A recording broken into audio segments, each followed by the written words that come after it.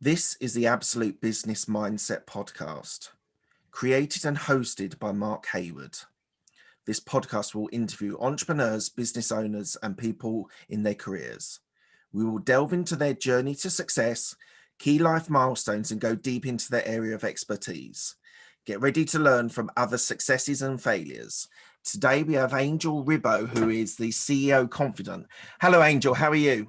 Hi, Mark. Great to be here. Thank you. Thank you so much. And obviously, thank you everybody who's listening to us today. Well, thank you for joining me. It's going to be an absolute pleasure, I'm sure.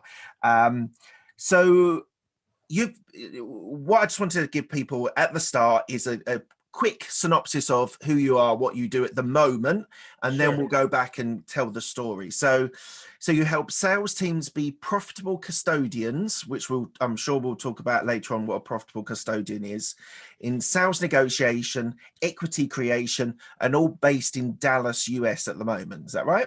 Yes, thank you. Right. We are going to go back to your university at Catalonia, your engineering computing engineering degree, but I want to just touch on one thing first. You speak 6 languages. Yes. Wow. So is that all based around your traveling and where you've lived in the different locations, or it was there languages that you wanted to learn and you went and learned them?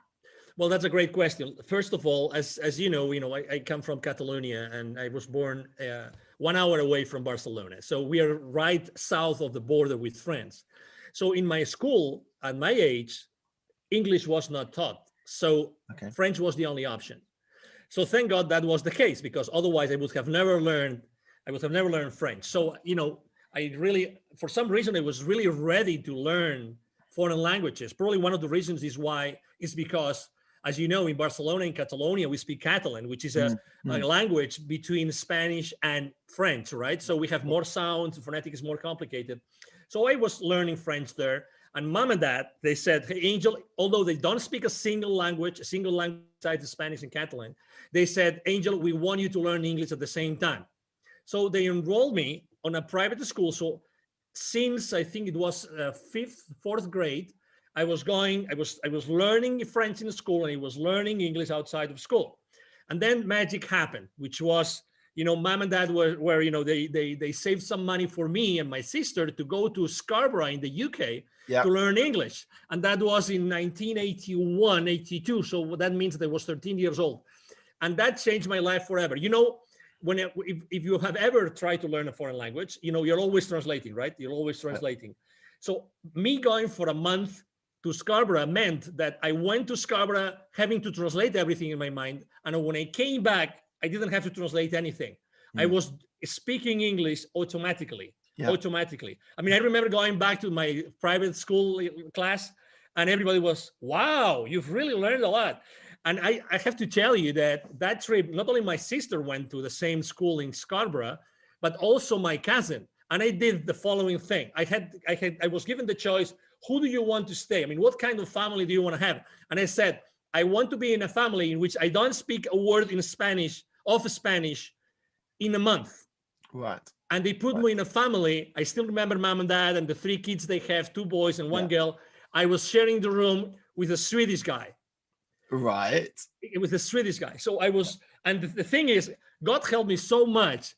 This Swedish guy, oh my God, was he an introvert?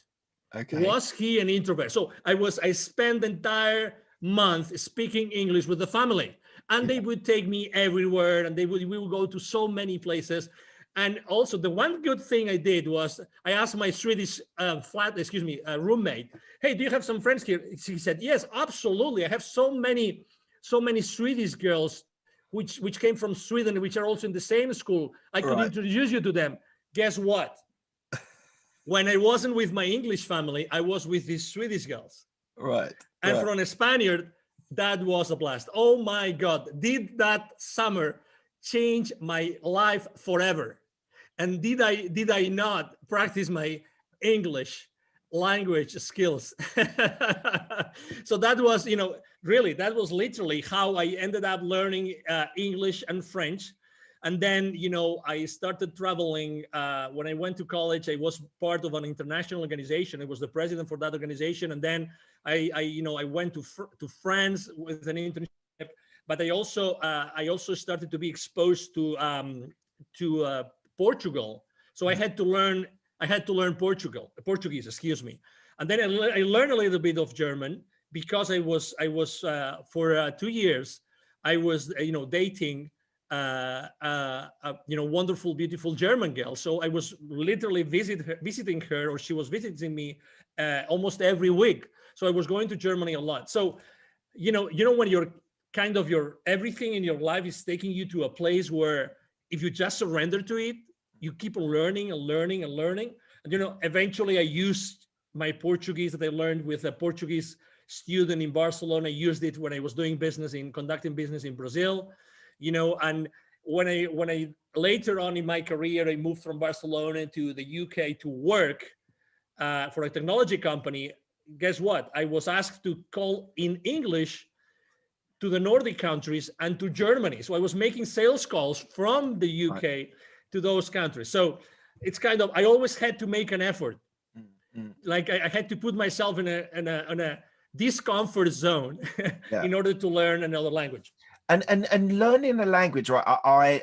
I'm confessing here, I am a typical Englishman who struggles with languages. I was at school, did 6 years of Spanish and a couple of years of German, and really struggled. I just didn't have the natural flow of it. But how do you construct learning a language? The immersion technique, it sounds like you immersed yourself in culture, in people, and that's how you learned it. But they're all Latin languages, so they all have a sort of similarity. But how did you sort of approach learning languages? As you said, you're sort of translating everything Spanish to English, English to Spanish. Yes. But what sort of techniques did you use to get your languages and embed and understand with such fluidity? Your English is fantastic, and I know you're in the US now, so you do use it every day. But how did you approach learning the languages? Well, this is a great question. I remember when I was once paid, I think my first employer, when I left college, they paid for lessons. I think it was Portuguese. And they actually enrolled me. I don't know if I can use commercial names, but for this at this school, Berlitz, which they're very well known for languages and to teaching languages, foreign languages to executives. Yeah. And they would typically, even if you don't know anything about that language, you start listening to it. You start, you don't know anything, but your brain. There's something in your brain that suddenly starts being comfortable, familiar with certain sounds. And the more you are exposed, I remember when I first learned English, when I told you my story to Scarborough, having the TV set that we had in the room always on. It doesn't matter, always on. I would never do that today with the amount of fear that there's in the news. But at that point, it's always getting used to the language, even if I didn't understand what they were saying. It doesn't matter. So you actually used a word which is called immersion. There's a guru in human behavior, who is Tony Robbins. Oh, right? Yeah, I know Tony. If you ever listen to, obviously you have, or you attend one of his events, right? He talks about immersion all the time. He always makes this funny story when he started to learn polo, being on his horse and everything. Immersion. Even if you had to pay to learn a skill, but you can literally land, land in a place where that particular skill is being used. Yeah, that's the best way to do it. And again, it doesn't have to be perfect. But put yourself in a position in which you are stressed out, literally. Right. You don't feel comfortable because you don't understand anything. It doesn't matter. But your brain is starting to tune into the expressions, the phonetics. As you know, there's a certain way that every language has its own music. Yeah. Besides its own syntactics and grammar and everything, it has its own music. I think that music is as important and as the language and the words themselves. That has been my experience, Mark. Fantastic. Thank you for that. So let's go to your university degree. So you did engineering, computer engineering. So Exactly. at the University of Catalonia. Yeah, yeah. So just tell me a little bit about your upbringing in Barcelona and why you chose to do computer engineering as a degree. Yeah, that's a great story. I'm just having, memories from my high school time now. So I was born in a city. You speak Spanish. You've probably been in Spain. I was born in a city called Lleida, which is 1 hour away from Barcelona. Okay, so it's a 250, 300,000 people, city. So it's still a small town. So when I was, in high school, and actually in middle school as well, that started in middle school, I really loved computers. I didn't have a computer at home. But in school we had this lab with 4 computers, and I don't know if they were of a British brand or an American brand. They were called Acorn. Acorn.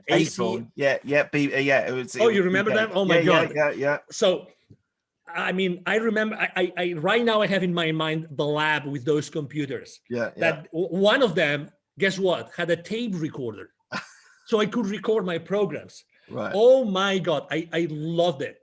I mean, I totally loved it.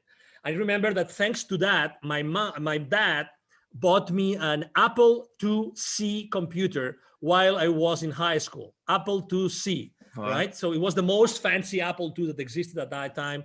One of the few in the place where I was, actually the only dealer in that place. They knew me because I was all the time there looking for, software and everything. So that's how I started to like computer science and computer engineering. I was really good in programming.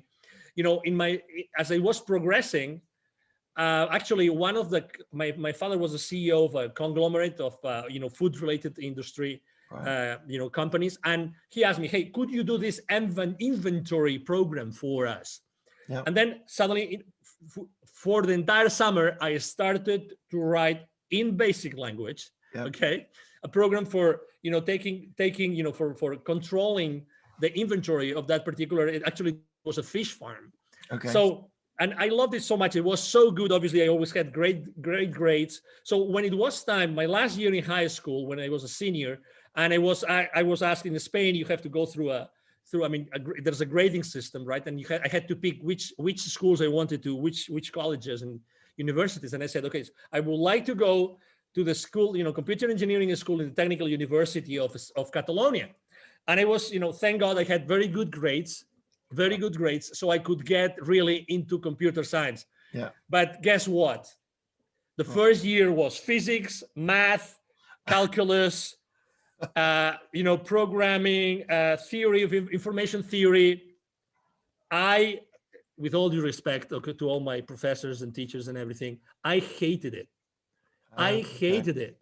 Okay. I mean, the first semester was, I barely could pass, I think, 2 of the subjects. I mean, it was really difficult. And then the second semester, oh my God, I said, I don't like it. If this is computer science and computer engineering, I don't like it. I liked programming a little bit. I like, the soft part of engineering, of information technology, but I didn't like any of the rest. I said, oh my God, it's 5-year degree. Okay, I'm only at the second one. Oh my God. To be honest, I said, I don't know how am I going to do this, but whatever. My parents are paying for this. I had to move from Lleida to Barcelona, so they were paying the rent and everything.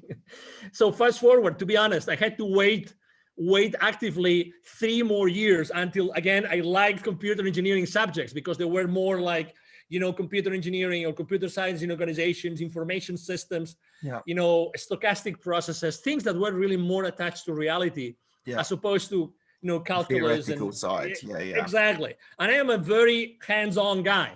I really like to be around with people, and I like to have human contact. And I picture myself, am I going to be a computer analyst programmer the rest of my life? Oh my God, no. That's not going to be Angel Ribo at all. That's why, as you have read, that's why, really after I finished my degree, I said, I have to do something more related to business, because I think that's exactly where I could make a big Before impact. we go on your Yeah. MBA, Yeah. just on the computer engineering, and it might be slightly different.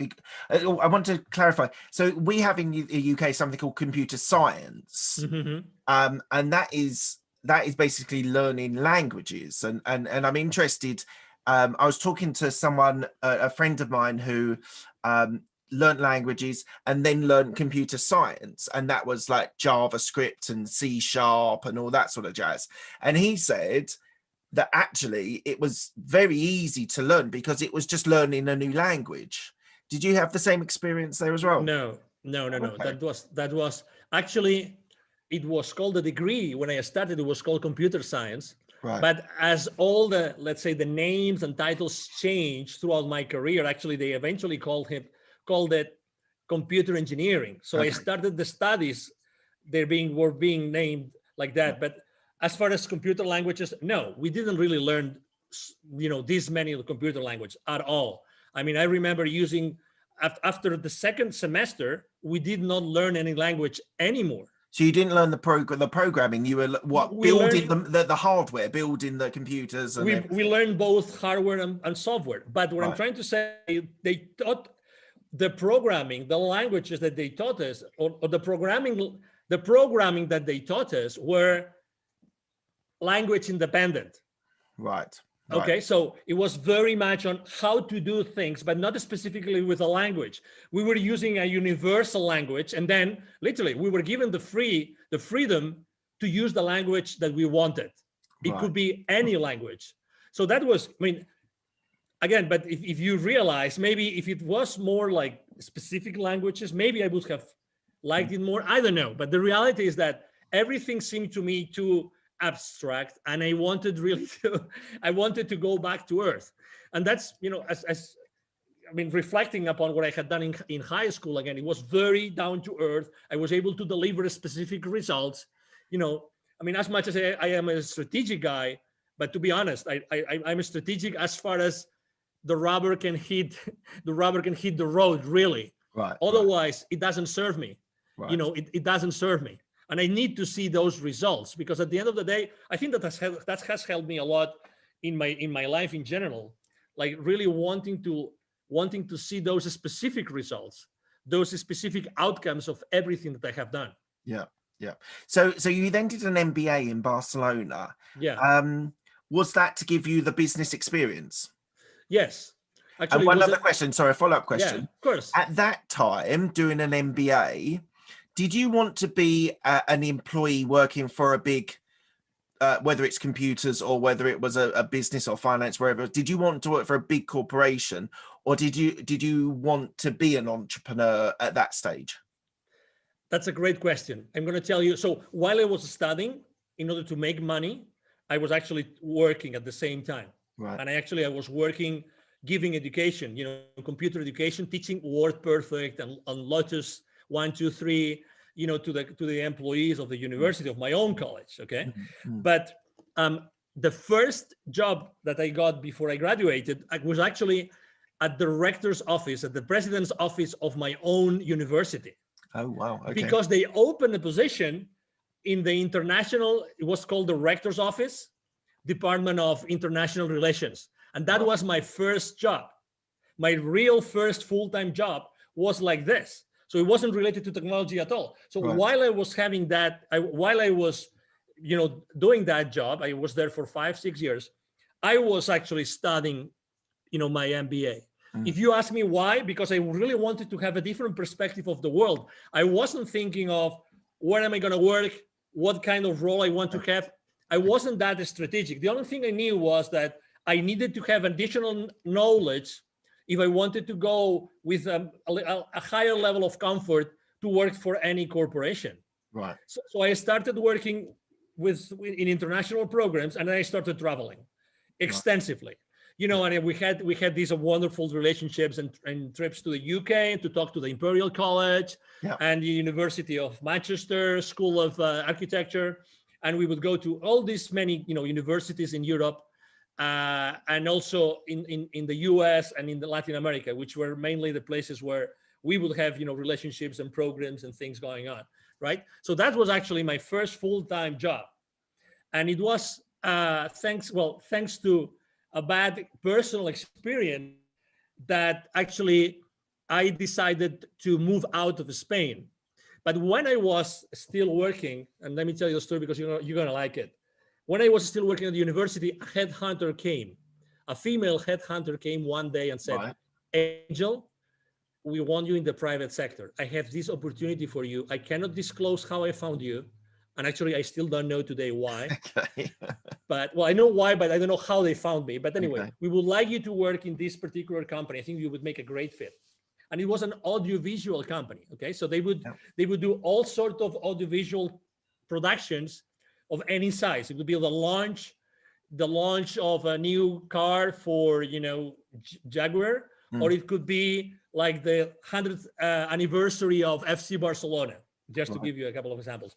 But the reason why I mentioned this is because eventually I was fired from that company. Okay, so that was interesting. What did you do? What did I not do? What did you not do? So there was a lot of politics involved in that company. I was hired by one guy, and I made the mistake, which is I allowed myself to say to accept a position because this guy said, "Hey, we are reorganizing this part of the company, and I'm not going to be your boss anymore.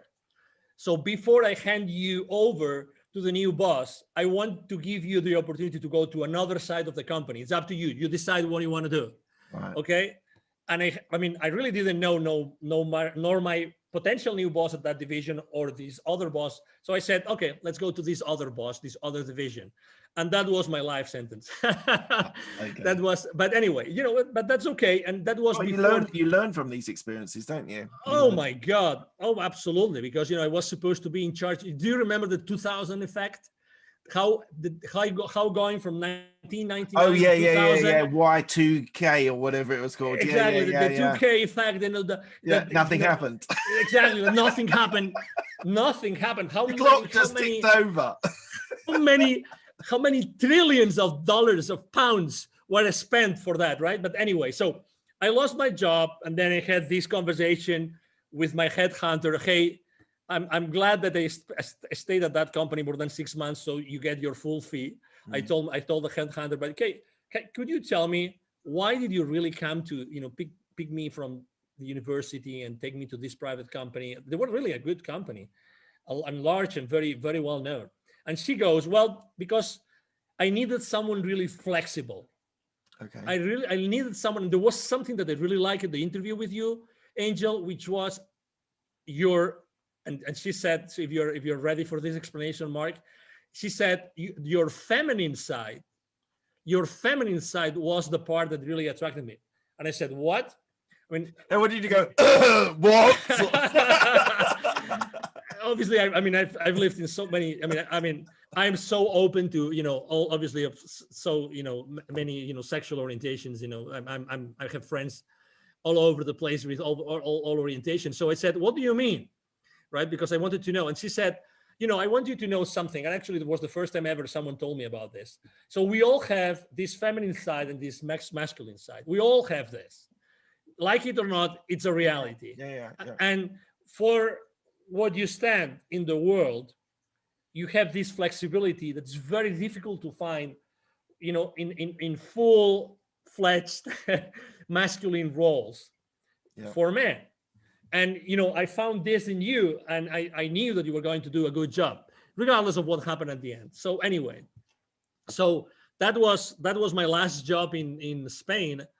And then it was when, the universe had a wonderful position for me in the UK. And that's how I.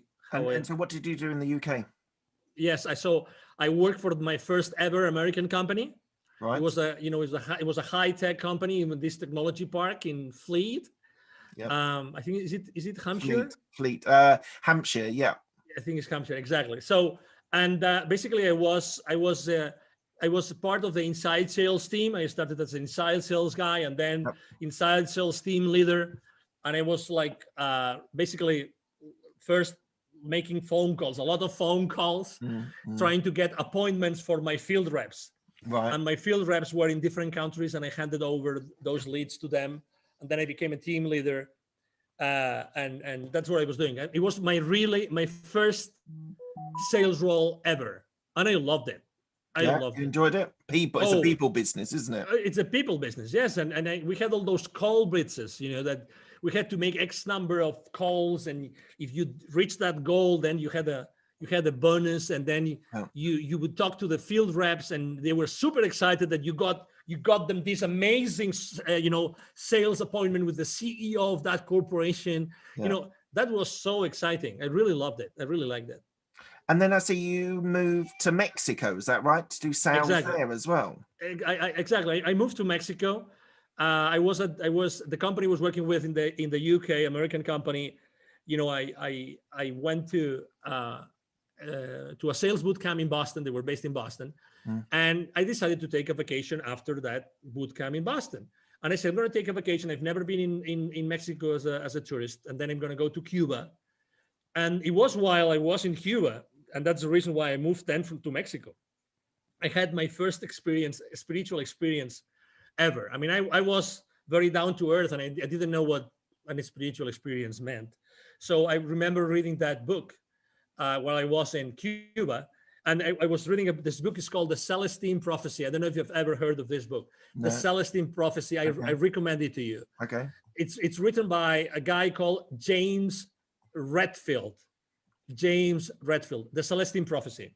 It's basically a book that talks about the energy and how everything is energy and everything around us is energy. I love the concept. When when you're reading something and you're feeling that you already know that, and you're feeling excited about this. So it's the story about a series of scrolls that are being found in the Amazon side of Peru. Okay. Right.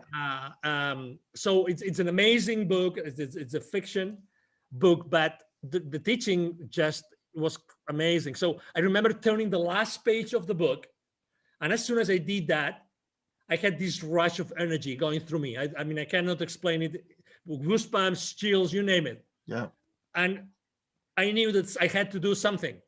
I mean, I remember when the sun was setting. I was in Varadero in Cuba, in that nice resort. And literally at that moment, I decided I want to go to work in Latin America. Okay. I went back to Fleet. I mean, I never explained this to anybody. Okay, now everybody knows because I have explained the story, but I never explained that to my managers. But I told my managers, both American, I told them, hey, I would like to go to work in Latin America. You tell me where you have an opening. And they said, well, we would like you in Mexico. But hey, are you insane? What do you mean? Hey, you're working here in the UK. You have a great job, great progression. Look what you have done in under 2 years. And, you're making good money. Why do you want to go to a third world country? Why would you think of doing that? And I said, why not? Why not? What's wrong? And in this case, was Mexico. And, Mexicans love Spaniards. Spaniards love Mexicans. There's so many things in common among the two cultures. And I said, I would love to go to Mexico. And I think that there's a lot of things that I can do while in Mexico. Just before you talk a little bit more about Mexico, so you were saying about that book that had a massive impact. So yes. I started binging audiobooks on business, finance, self-development, all this jazz. I don't know, it's probably 6 or 7 years ago now. Cool. And I interviewed someone who said, you should read The Alchemist. Have you read The Alchemist? Oh, absolutely.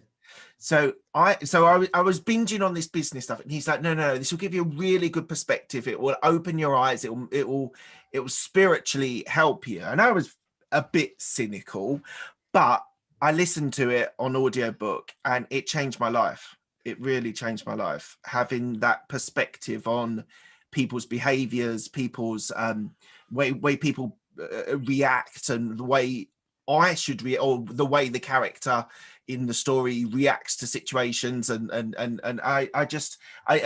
even, while I'm telling you about this little story, I'm even thinking of the stories within the actual story. So so I know what you mean. I didn't decide to move to Mexico or anything, but I definitely know what you mean. Like non-fiction books can have, like, because as I said, I binged on business books, but that really was a life changer and a really inspiring book. So sorry, I just wanted to just pop that in there. Sorry, you were saying about Mexico. No, so but I would like, no, but I mean, to your point, I mean, I downloaded my first Audible book before Audible was even an Amazon company, and I think it's a great companion. I think that for while I'm in the shower, while I'm driving, while I'm commuting, I mean, while I'm exercising, audiobooks are a great companion. They're fantastic. I must admit, my intake has reduced, because I used to do it on the commute into my office while I was still working in corporate, and that was my, as you say, companion. That was go in, listen to a story. I listened to it at 2 times speed as well. My brain now assimilates it faster. I think that's one of my life hacks. Like if you're listening to audiobooks, put it on 2 times speed, because your brain just reacts and starts assimilating the information even though it's coming through faster. Thank you.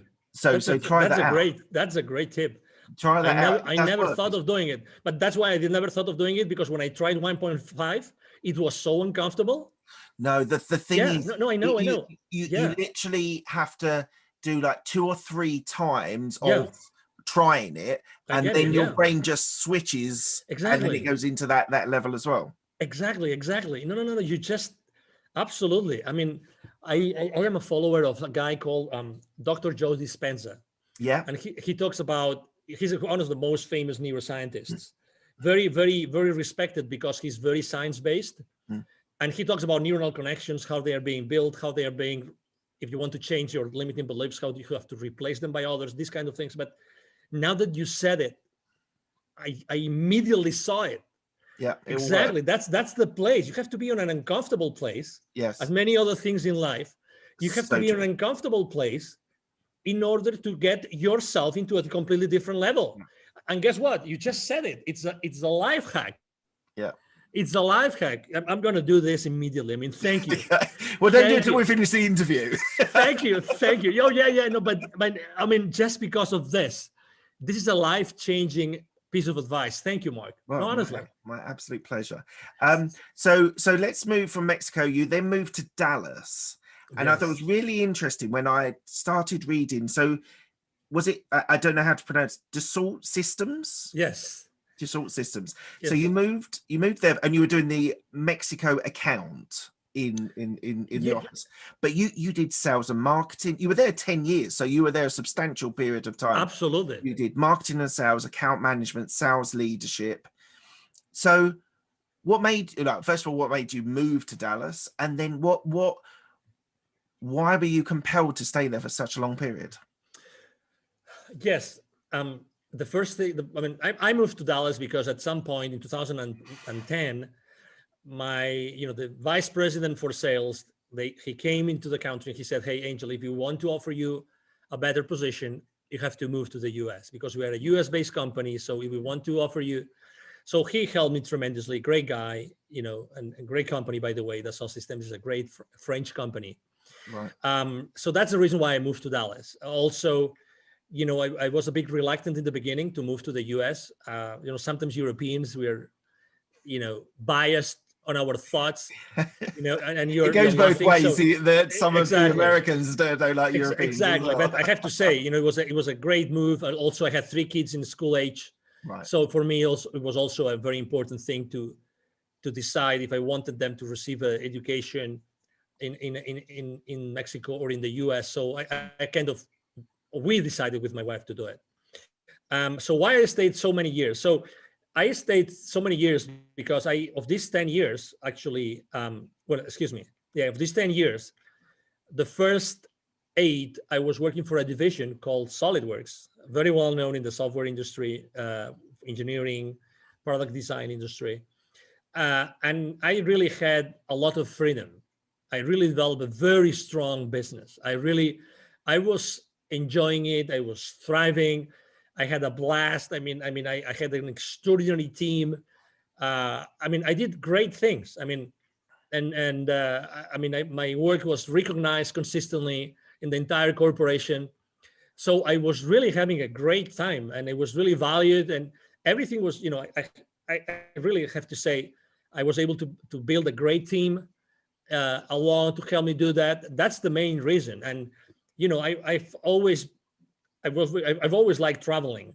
So for me, being able to develop business, to close sales, to negotiate deals with people in so many countries in Latin America, that was such a blessing.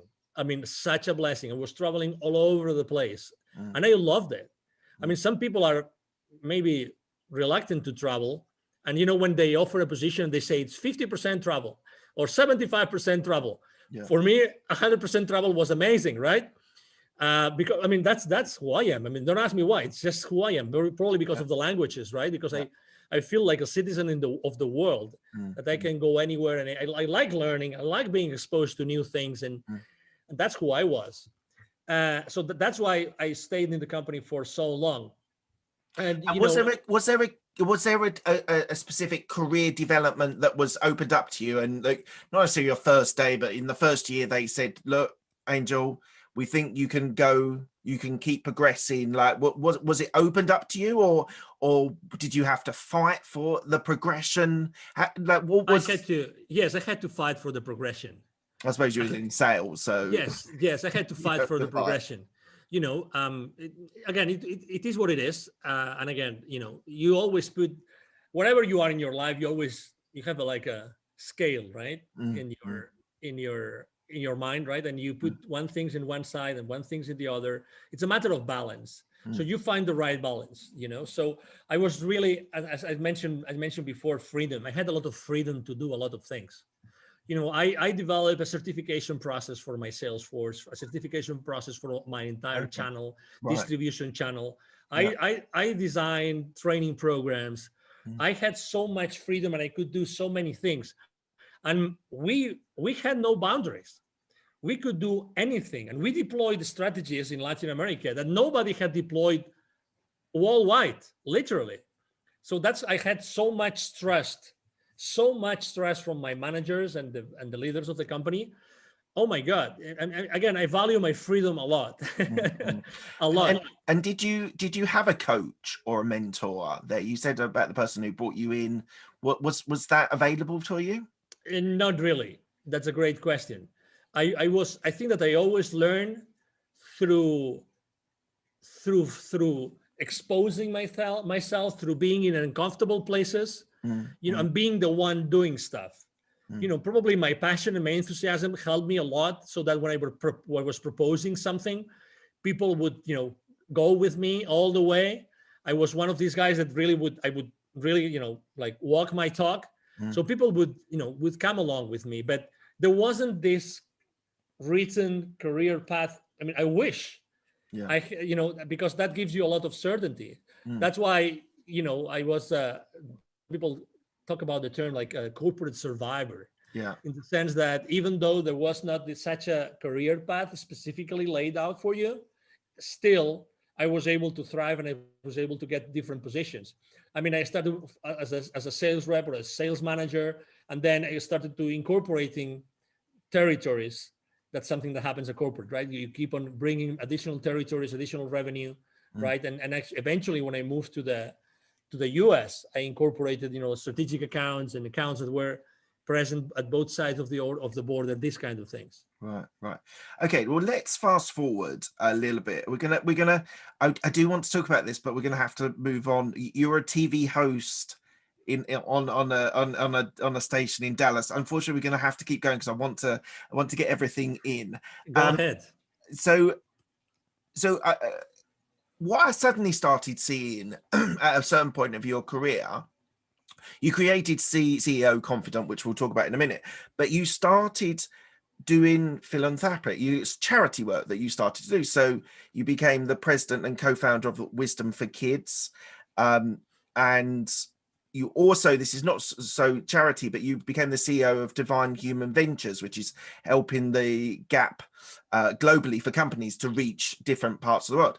So what made you take that shift, which is beyond the sort of corporate or entrepreneurial world, into those areas as well? Well, when I have to say, I started to prepare myself before I left corporate world in 2016. I started to prepare myself, and I started going to different conferences of people that knew about things that I thought could be valuable for me. Right. They were basically, these famous online marketeers, these people that have done, online launches, that they know everything about coaching programs, sales funnels. So I attended so many conferences during 2014, 15, and eventually 16. So I prepared myself for doing that. I'm telling you about this because in 2015, 1 year before I left corporate America, I had a spiritual experience. Okay, it was the month of March. I was in Mexico City. It was a Saturday morning, and I was exhausted.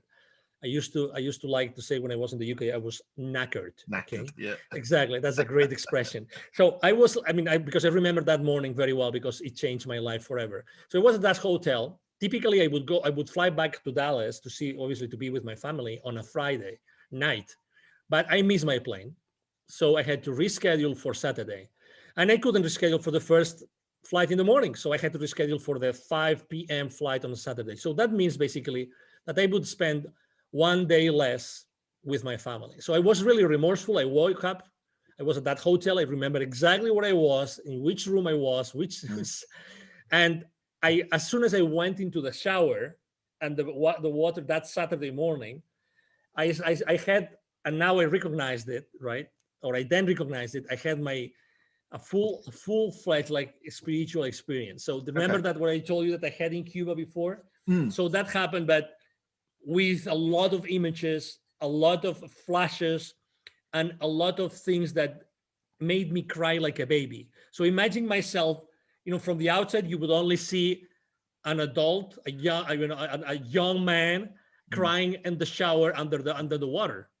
But I was having all those flashes of basically all those kids in need that I had met so many times while I was conducting business in Latin America. So picture this, right? My clients were, and that's why I call myself the CEO Confidant. My clients, while I was in Europe first and then in Latin America, my clients were always large manufacturing companies. And I was always, because of the way we were conducting business, I was always talking to the C-levels of those companies. So I was always going to close business to these top, level the executives of those manufacturing plants. But guess what? In Latin America, manufacturing plants are where? Outskirts of large cities or even rural areas. And guess what? Where is the poverty?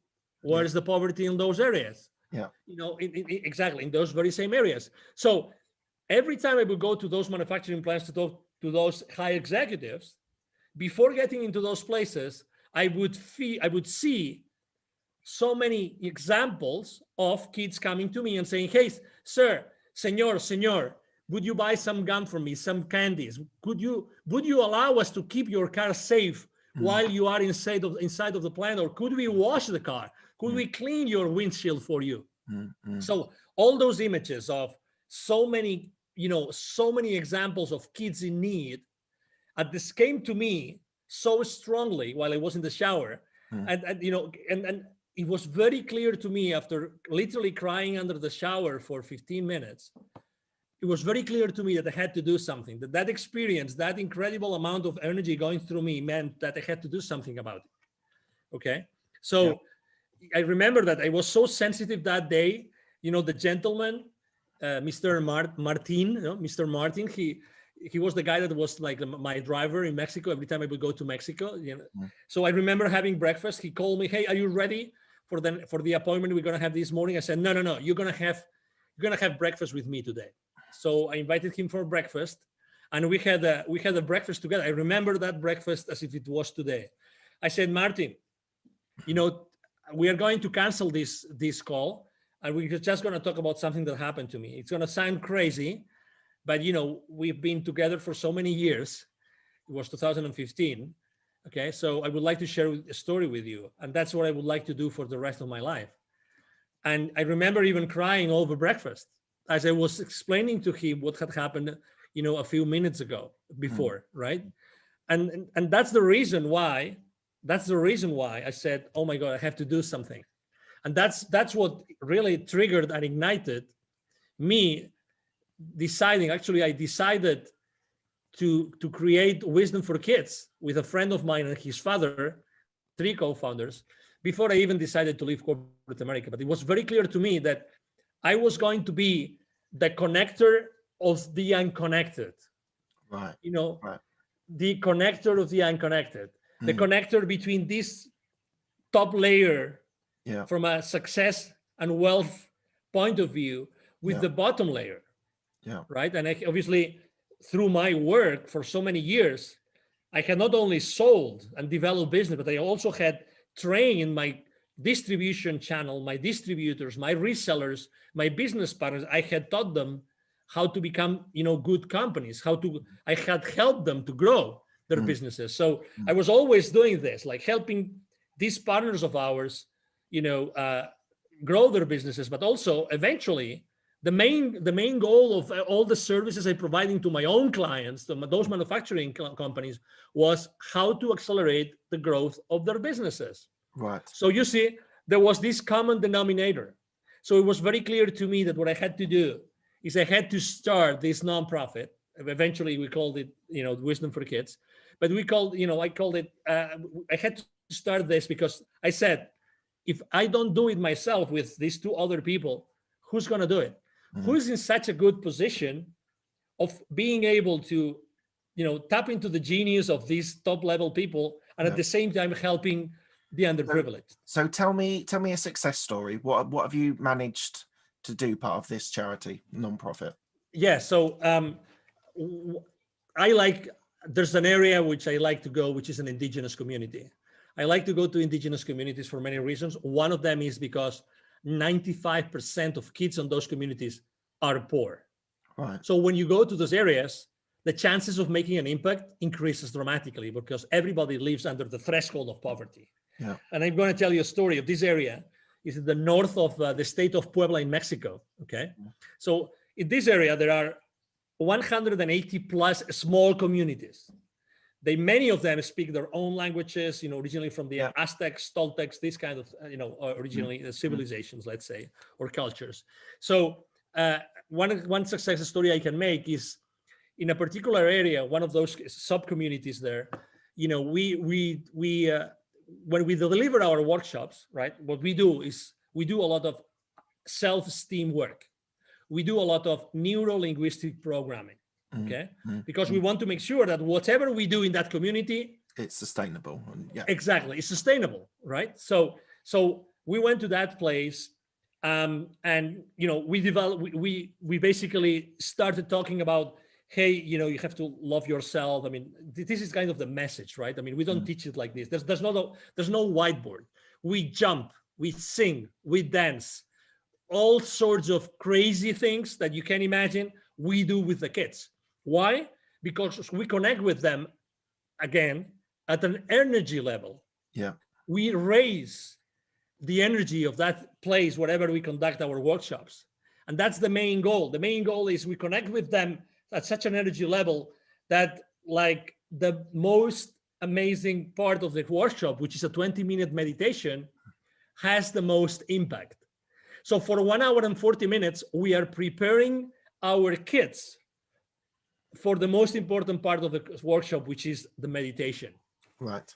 I mean, you have to think that we spent 2 years preparing the workshop. We had 2 PhD students preparing the workshop with us. Right. All right. So there's these 2 kids, which were brothers, which had different grades. One was 2nd grade and the other one was 3rd grade. And the story, the success story is because, we always say that we help underprivileged kids in Latin America become entrepreneurs using their local resources. We don't want them to go somewhere else to be successful. Yeah. We want them to become aware of the wealth and the resources which is around them. Yeah. Okay, so we told them, hey, okay, so what do you think you have here that people might like, right? And we started having that conversation, right? So we brought the mom of these two kids. Okay, we brought them and we say, okay, so what do you think we could do? And one of these kids really was very good with what he was doing with his hands, right? And we said, why don't you start making, and it's a very simple thing, but bracelets with stones that you were able to find here.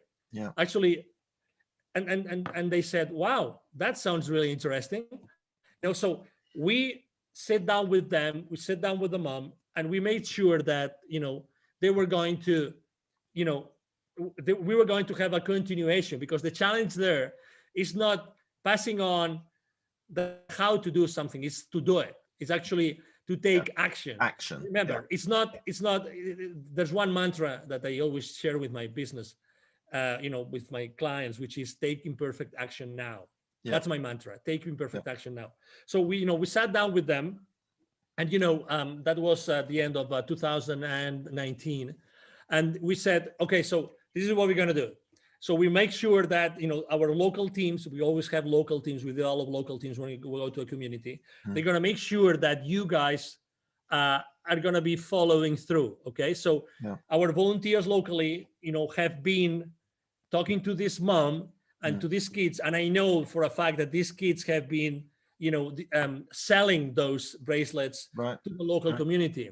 In this area, actually, there's a former Toltec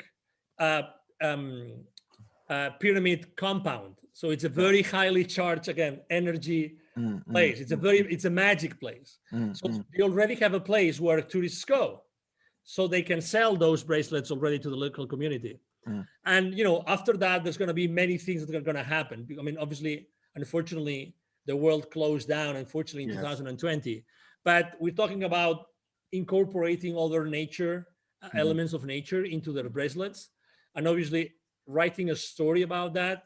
We are very cautious about keeping the identity of those kids safe. We don't carry a single list. There's no list. I mean, of those 1,000 kids more plus that we have helped, we don't carry any single registry. We don't want anybody to hack into our information and use it inappropriately. We're very, very cautious about that. I think that privacy and confidentiality is extremely important today.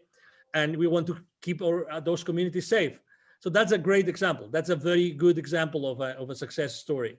That's fantastic, and all power to you. I think it's a wonderful idea. And what's so great about it for me is that you're inspiring children to perhaps be entrepreneurs, but in their community, in their country. They don't feel they have to go to America or go to the cities. They can develop within the local community, which I think is wonderful. I want to ask you a question which I don't often ask, but I'm intrigued. So you've described yourself as a global citizen.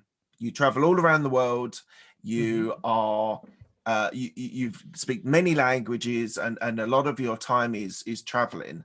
And you mentioned a little bit earlier on about having 3 kids. So how do you balance being a global citizen and also being a parent of 3 kids? That's a great question. And let me make a confession. I think that once my wife gave an interview to someone and she said it, so that's why I'm going to say it. Okay. At some point in time, I think it was in 2008, so 2 years before we left for the US, actually, and she didn't tell me actually until 3 years later.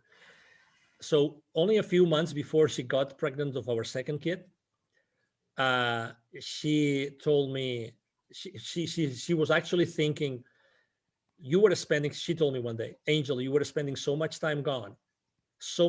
I thought our marriage would never last. Never. We were living in Puerto Vallarta in the Pacific coast of Mexico. And I would literally spend 2 weeks in a row gone. Right. Like gone. And we had at that time, we had an 8-year-old kid. I was literally gone. And that comes with a price, right? So I loved, obviously I was gone because I loved what I was doing. I totally loved it. But so so that came definitely with a toll. right? And when I made the decision of leaving corporate America, actually one of the main reasons besides my nonprofit was I really would like to spend more time with my family. And let me tell you, I've taken my second kid, my 12-year-old now, I've taken him with me to do what I do. Right. And it's really eye-opening because I remember when I took him for the first time, we got to the place in the mountains. It was a very poor village. You know, there was the Sunday market was on. It was dirty. It was smelly. It was raining, you know, cats and dogs. And my kid, like we had literally, I mean, we took a 6.5-hour bus from Mexico City to that place in the mountains. Oh, okay. Yeah. Yeah. Okay. I mean, and my kid said, Daddy, I want to go back home now. I don't want to be here. Oh no. I don't want to be here. That's not what you want to hear, the whole landscape, you know, the whole scenario was so, let me use the right word in English, appalling for a kid that he said, I want to go back home. I don't want to stay here. I mean, I really don't want to stay here. Well, luckily enough, the next day it stopped raining. It was, you know, as you know, in the mountains then it was warmer and it was very nice sun. And then obviously he was involved in delivering the workshops. Yeah. He was one of the highlight of the kids because they got to see a kid from a completely different life with them. Yeah. You know, and then he changed the way that he was seeing the whole wisdom for kids that Dad is doing, you know. Yeah. And it was a great experience. And now he knows and he understands exactly what an underprivileged kid means. Yeah. Yeah. And absolutely. you know, but yeah, so but it was, to your question, it was very difficult. Now I work, I mean, my office is at the second floor at home, you know, we have a 2-story home. Yeah. And it's different. And I spend a lot of time with my kid, and actually now he's in school, but most of the time he listens into my podcast interviews. Right. And not only that, sometimes I ask him to write posts.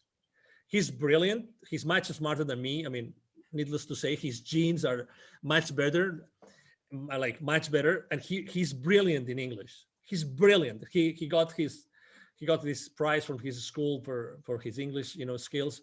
He writes really good. So he has his, you know, he made his own computer and he has it like next to me here in the office. Thank God we have a large office. But I love to have him involved. And every month I have my daddy son night, my daddy daughter night, obviously my daddy mommy night, right? Date night, we call it. But it's important because otherwise, I mean, you know, I mean, just to mention something, the last 12 months, how difficult have they been for the families? Do you know what? So I left corporate in October 2020. So I'd sort of been living a dual life. I had my corporate career and then I had my podcast and various other things. And I was sort of leaving the house at 6:30, 7 o'clock in the morning, coming back. I had US clients, so I was coming back 8:30, rarely seeing them in the day. And I think one of the things that COVID has actually done is, so I'm working from home. We've managed to make it work. I can close the door if the kids are not, if I'm doing an interview, but actually being present.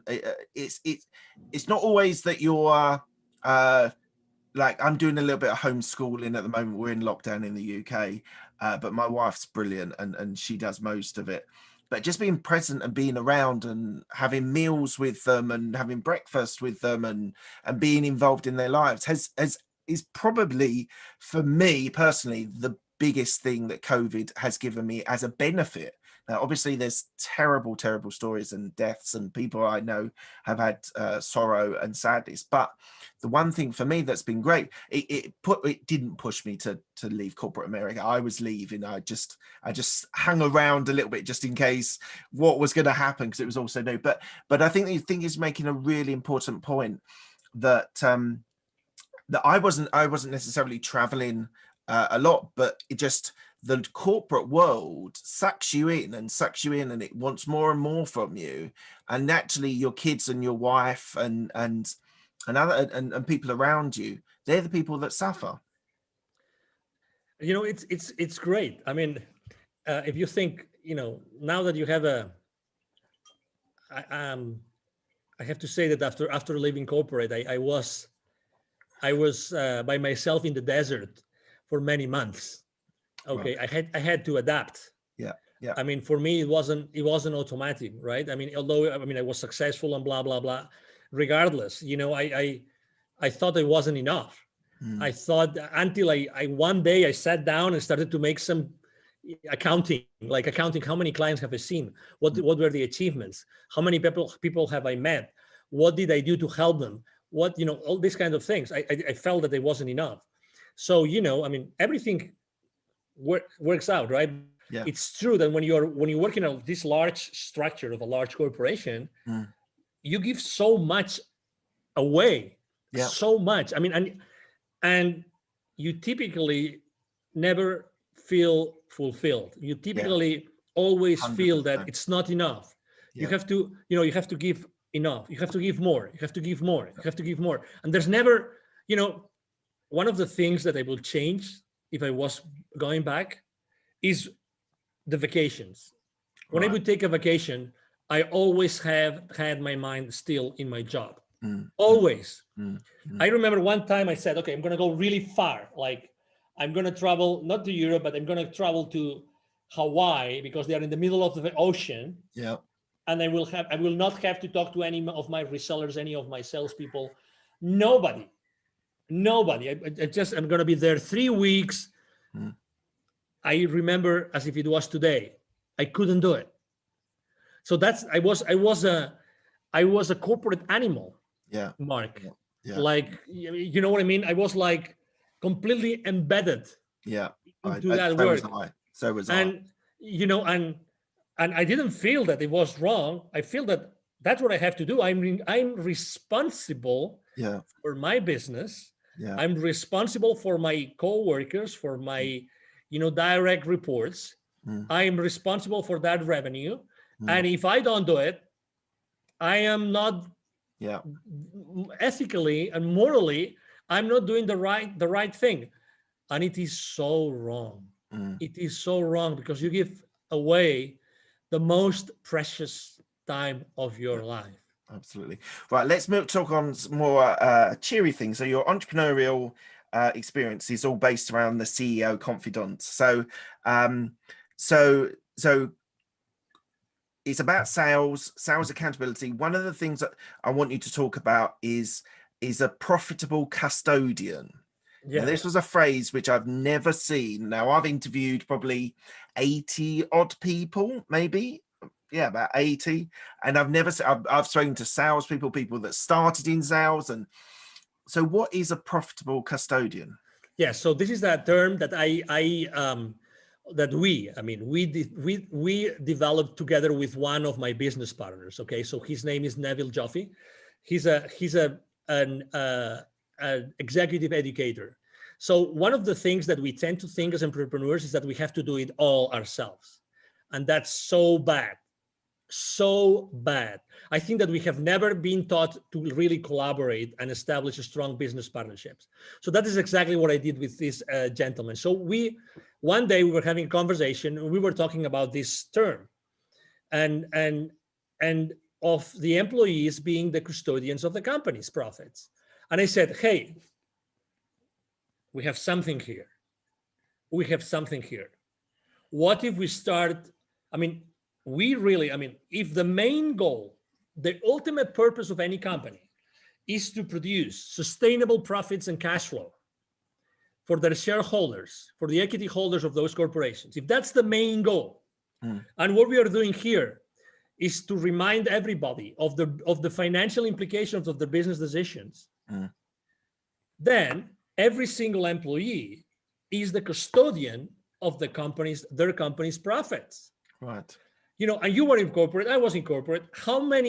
Seriously, how many real conversations, in-depth conversations did you have with any of your clients or business partners while in corporate about financial statements, about balance sheet, about P&L, many, but how comfortable did you feel? That's a different question. Yeah. How comfortable did you feel? Even if I went through a MBA, I really didn't feel. So when I was talking to Neville Joffe, we realized that, and he told me, because he had surveyed so many people, that we are never trained at corporate to be aware of the financial implications of every single decision that we make. It can be a discount, it can be a new product, anything that we do at corporate, So then we came up with this concept, which is profitability custodians. I ran to GoDaddy. I protected literally, I did that day. When you have one of these amazing ideas. Yeah. I went to GoDaddy. I booked the domain profitability custodians, and then we started using it. And it's because it's the reality. We are really not aware, even at the personal level. I mean, how many families have a balance sheet of their own home, of their family? How many have a P&L? Do you know the financial implications of a decision?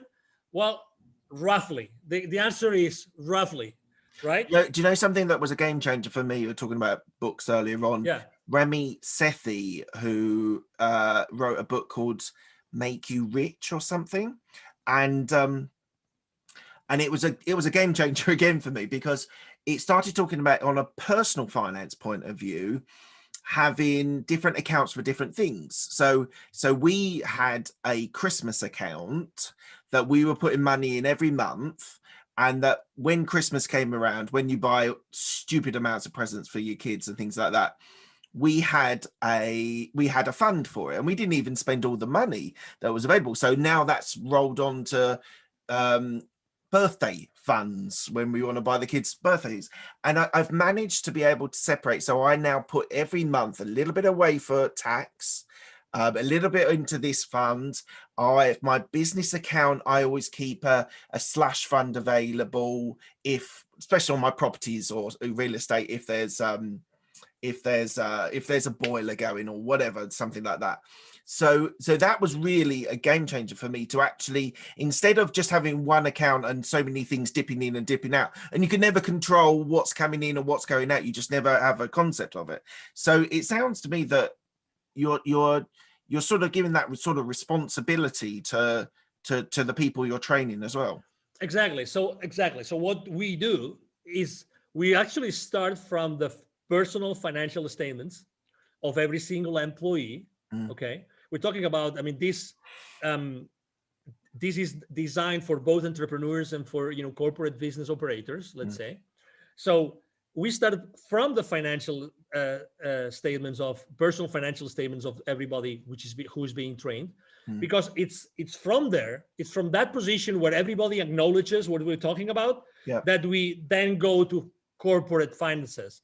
And again, it's the same thing.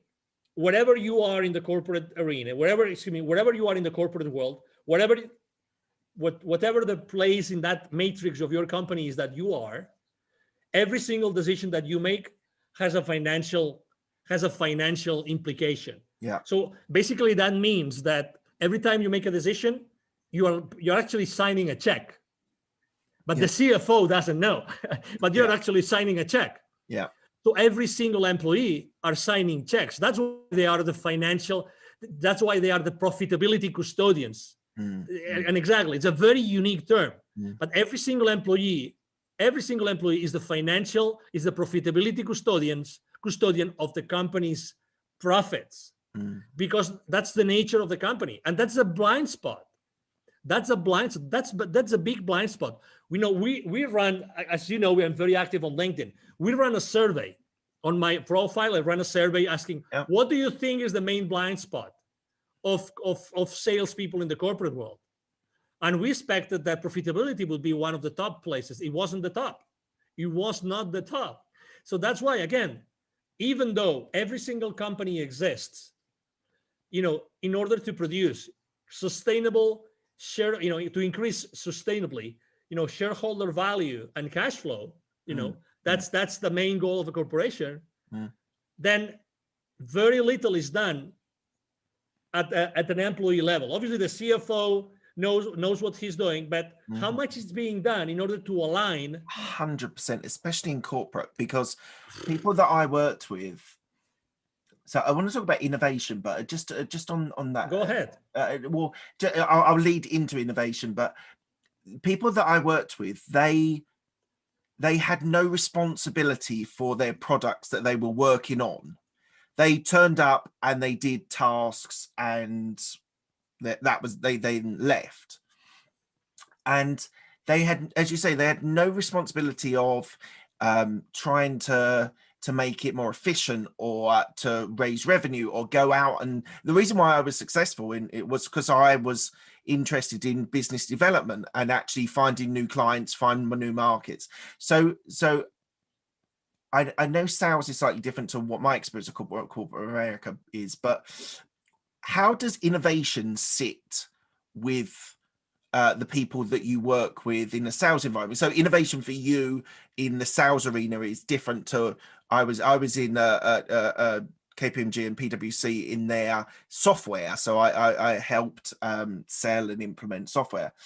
But how does innovation sit for the sales market in corporate America, or even in entrepreneurs that you help? So are you talking about the importance of innovation within because my I think people, base? Or well, I think people just aren't aware of the importance of and I mean innovation as in making a difference, making a change, in trying to make something better, whether it's with a client or within an internal system or whatever. Yeah, I mean, I think that, in theory, everybody embraces innovation, right? Because innovation means you are able to create something new. We are all by nature creative. We love to create, but then there's this gap between, okay, I create all those things. You mentioned several products. You create those products, but okay, in order to deliver those, there's going to be something involved. In order to market those, there's going to be something involved. In order to sell them. So this is the gap which is being forgotten.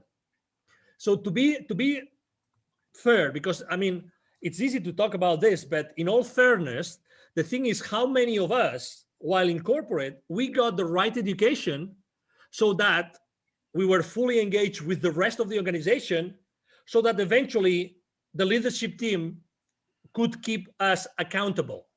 That's the thing. That's the thing. If you want to keep your employees accountable, it's not fair to do it unless everybody is really engaged because they have been provided with the right level of education. And that's where the gap is. That's where the gap is. And again, it's a matter of priorities. It's a matter of priorities. So for instance, I was also selling to many different industries. We were selling what is called product lifecycle management software. Okay. Right. So that means that our clients would be like corporations that they would have some products that they would send to the market, and obviously they wanted to launch those products to the market faster than the competition, blah blah blah. Obviously innovation was always there because our tools were helping them to be really innovative and to launch to market, the time to market, right? Time to market. Right? So innovation was always there. But again, it's not only that you have a great idea and you're able to make sure it's going to fulfill your client's needs. It's not only that, because something that also, again, another gap. When you are selling something, how many times do you really care about the profitability of your client when they buy from you? Because at the very second that you close a deal with them, you become a liability. You become a liability in your client's financial statements. Yes. And it's a great revenue for you. Yeah. But until the returns, until the client sees the returns, you are a liability. You tell me, as a salesperson, how many times you have the tough love conversation, the tough conversation with your client, in which you say, okay, but I'm only going to sell to you unless we really have a tough conversation about how that is going to help you increase your profitability. Nobody does it. Nobody does it. Because why? Because it's a tough conversation. It's like, when you're dating this girl that you really wanted to date, like you were like dying to date with that girl, and then you immediately, for some reason, something changes and she says yes, and it's your first opportunity. Are you going to go raw the first day? Are you going to tell her everything? Not the first day, not even the first month, not even the first year, because she's the lady of your dreams, right? Mm-hmm. So it's the same thing. We are coin operated, we are salespeople. So when we have this possibility to sell a multi-million-dollar to someone, we never have these tough conversations. Wrong. This is the wrong thing to do, because we want long-term relationships with our clients. The best way to keep our clients alive and keep on buying from us is if we make sure that we develop that win-win, in which they recover and they make their investment in our products and services profitable. Mm-hmm. I'm going to have you back on my podcast again. I'm gonna so I what I want to do on our second interview, I'm happy to do it, is talk about sales, is go deep in on sales, because I think it's the core of your business, it's a core of your experiences. I've got certain views on sales, not negative, because I think people's career progressions is based on selling yourself. It's like you're selling to clients, you're selling yourself to your bosses. So we'll have to get you back on in a month or two. Right, we're coming to the end of the interview. I asked my guests 6 same questions. They're quick fire questions. They don't need quick fire answers, depending on how you want to respond to them. First question is, what's the best decision that you made? Have kids. What's the best piece of advice you were given? Be open to what the universe has to tell you. Okay, awesome. Who helped you most in your career? My wife. Any regrets? A lot, but I wouldn't be who I am unless I had gone through those challenges. So that's okay. I'm a human being, so I am still wired, and I still feel that I did something wrong. But really, I'm happy to be who I am with all my flaws. That's fantastic. What are you most proud of? Well, what I have achieved. I've helped so many people. All the lives that I have been able to change. Awesome. And what does legacy mean to you? Well, legacy means all those things that the people that have been able to impact, to your previous question, all those memories, all those examples that I was able to give to all these people, the people that I was able to lead throughout my life. And that includes obviously my wife and my kids. Fantastic. Thank you very much. Where can people find you?